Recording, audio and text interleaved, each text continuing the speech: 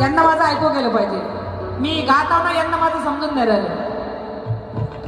आमचा नाद नकार करू,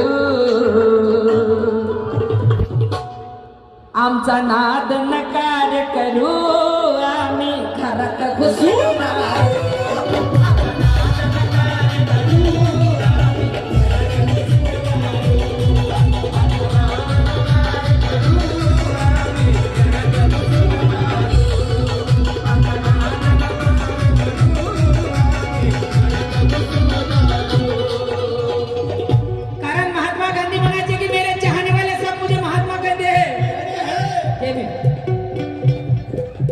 दिलीप गायकवाड यांच्याकडून 100 रुपये आले.